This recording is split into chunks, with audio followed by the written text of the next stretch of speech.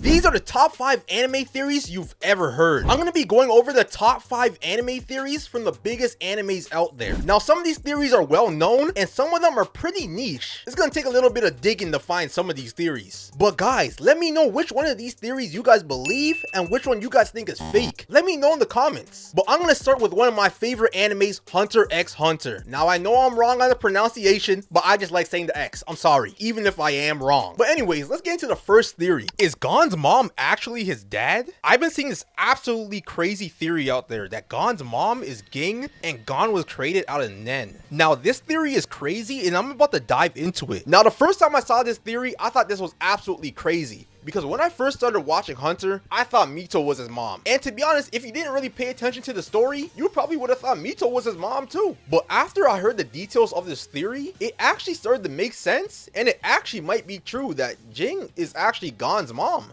Now, this theory starts in the Greed Island arc. Now, in this arc, Gon goes to Greed Island to try and find his dad or to try and find information about his dad. But for people that don't know what Greed Island is, it's basically like Yu-Gi-Oh! You get all these cards to fight people, and each card has a special ability. Like some of them you can teleport, or some of them you get extra speed. Literally, whatever you want, there's a card for it. But there was one special card called the Pregnancy Stone, and whoever had this card could get pregnant, regardless of if they were male or female or whatever. As long as you're holding this card, you can get pregnant and have a kid. The way this card works is that it creates two stones, a male stone and a female stone. And whatever stone the user holds onto for a month, that's the baby that you're gonna get. Now, many people think that Gon's dad actually used the Pregnancy Stone to create Gon, and this could be true, because we know absolutely nothing about Gon's real mom. But then a lot of people would think, hey, if you were to use this Pregnancy Stone, wouldn't you appear to be pregnant? Like, wouldn't you have like a big lump or something that shows that you're pregnant? But you do gotta remember that he's one of the creators of Greed Island, and he could have messed with the coding so he doesn't appear pregnant. But now at this point, if you don't believe in the theory, then that's okay, because the theory gets absolutely crazier. Because when Gon first came to Greed Island, he opens up his book, and it shows the names of everybody that he met while on the island. And it showed that the first person that Gon has ever met on the island was his dad. Now, this is weird because we thought that this was his first time on the island, and this must have mean that he was there before, which could have meant that he was there when he was a baby. And you know, if his dad is the first name in the book, that must mean that this theory could potentially be true, that Ging was Gon's mom and that he created Gon out of the Pregnancy Stone. Now, that was a wild theory, I can't lie, but let me know if you guys believe in that theory. But let's go on to the next one. Did Pokemon take place during a giant war? Now, Pokemon might be a lot darker than you guys think it is. Have you ever wondered why in Pokemon there's barely any adults, and especially adult men? Like, most people you see in Pokemon are either super young or they're elderly. Now, there's a theory that the reason why there's barely any adults in Pokemon is because they all went to war, and that a big portion of the population was actually lost in the conflict. And even if you look at all the characters in Pokemon, a lot of them don't really have any parents. Like, if you look at Ash, where is Ash's dad? He's not there. And most of these young characters in Pokemon always take care of themselves.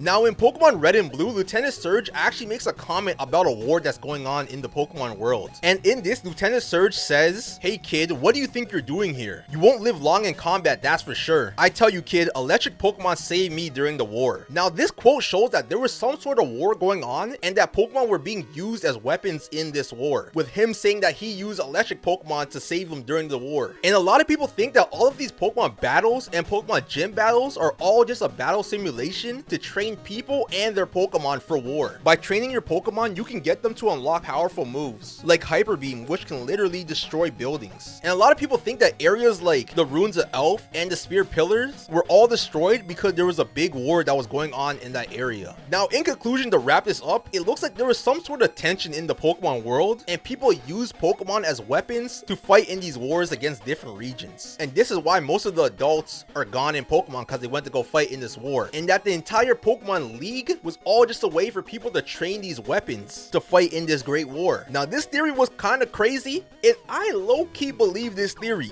But let's move on to the next one. Is Code from Boruto actually a Uzumaki? The first time I heard this theory, I was completely annoyed because I knew the only reason why people thought that he was a Uzumaki was because he has red hair, and the Uzumaki clan is known for their red hair. And I get it, like 90% of the characters in Naruto with red hair are from the Uzumaki clan, but I'm not just gonna use that reason to justify it. But I looked a lot deeper into this theory, and it actually might make sense for Code to actually be a Uzumaki. Now, to better understand this theory, I gotta take it back back to one crucial moment that happened in the series, and that is the Uzumaki clan massacre. A lot of people didn't know about this because they never really talked about it in the anime, but just like the Uchiha clan, the Uzumakis basically got wiped out as well. Now this event is very important to this theory. I'll keep it short, but back then the Uzumaki clan was one of the strongest clans of all of Naruto. They had the most chakra and they were able to seal anything. Now because they were so strong and feared, many villages teamed up together and made a plan to completely annihilate the Uzumaki clan, and it actually worked. But the plan didn't fully work because obviously there were survivors like Nagato's family, Naruto's family, and Karin's family who were still alive after the fight. Now people think that Ko's family actually survived this attack, and then later on they passed away, making Code an orphan. Now Code being an orphan is important to this theory because when Jigen was looking for a vessel for his karma, he only really looked for orphans. Now I get it, you still might be skeptical of this theory, but the next part is actually very important to the entire theory. Now later on in the anime towards Boruto, when Jigen was trying to find his vessel, only 2 kids survived the vessel testing for karma, which were Code and Kawaki. And to be able to survive this, you gotta be a damn near superhuman, or you gotta be a Uzumaki. Now Uzumaki clan members are descendants of Ashura and have an insane amount of chakra, and they have a massive amount of life force. Now a regular person will not be able to survive any of the testing that Jigen did for karma. You would have to be born from a special clan, or you gotta be special yourself. Now this might prove that he's a Uzumaki. When a tailed beast gets extracted from somebody, they almost instantly die, but Uzumaki clan members can live a lot longer after, as seen in people like Naruto and Kushina. This life force can even be seen in Nagato when he revived everybody in the pain arc, or Karin's life force healing abilities. And people think this Uzumaki ability is the reason why Code survived the karma testing. Now honestly, there's no other way that Code should have survived this, so he might actually be a Uzumaki, but who knows, this theory might be a stretch. But let's move on to the next one. Does Light become a Shinigami in Death Note? Now this is an old theory, but this one is actually pretty interesting, and it actually might be true. Out of all the theories, this is the most likely to be true. Now after the original Death Note finished, the creator of Death Note created a new Death Note called Death Note Relight. Now this story takes place in the Shinigami realm, and it follows a mysterious Shinigami that's looking for Ryuk, so that Ryuk can tell him some stories because he's bored. Now a lot of people believe that this Shinigami in the story is actually Light, and there's a lot of evidence to prove this. Now first, I'll start off with the physical attributes that look like Light, and then I'll go into the other stuff after.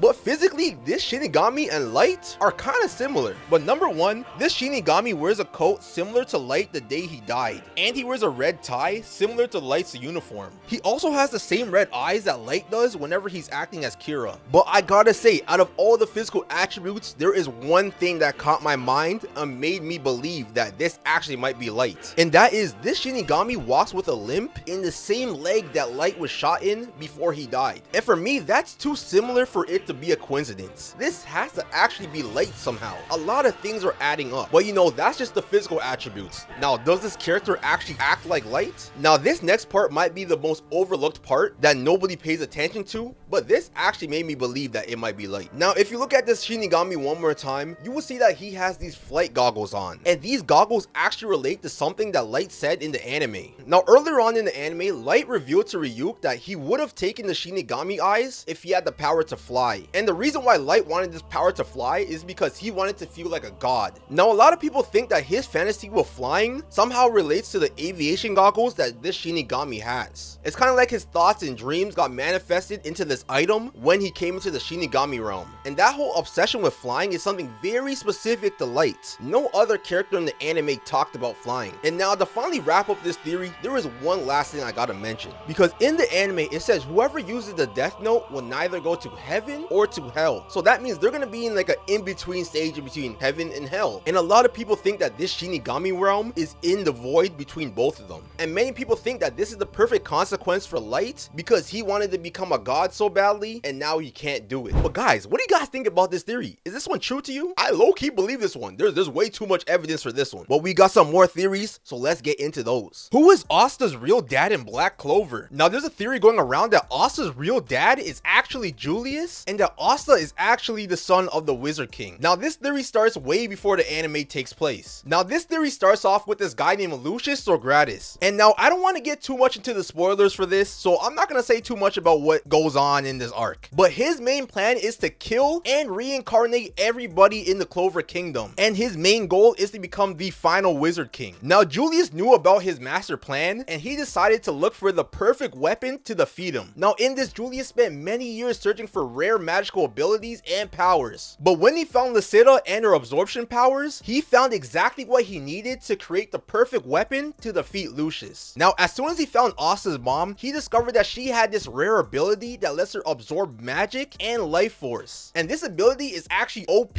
and can be used to take out a lot of different type of people. Now her power allows her to drain and absorb magic and life force, and this power is a great counter to Lucius's soul magic. Now when Julius saw this, he then got Asta's mom pregnant to create the ultimate weapon to fight Lucius. Now many people might say, how was Asta even born if his mom is constantly draining his life force in the womb? And in theory, that is very true. Her life force absorption should have killed Asta before he was even born, but many people believe that Julius was actually able to put a modifier on her power to make sure that Asta was born. It looks like he must have put some sort of limiter on her to negate her magical powers, and that might be one of the only reasons why Asta is even alive today. Now there's actually a theory that Asta was born with magic the entire time, but Julius uses complex magic to have Asta be born without magic, and he did this for a very specific reason. Now the reason why Julius would want Asta to be born without magic is because of the powers that he can gain from it, because he knew that if Asta was born without magic, he would be capable of gaining the 5-leaf clover grimoire and the anti-magic sword, which is the perfect weapon needed for him to defeat Lucius. Now it's kind of like Asta being born and his powers was all just a master plan for Julius to use against Lucius. Now what do you guys think about this? Do you guys think that this is actually Julius's plan and Asta was just a weapon to fight Lucius? Was Julius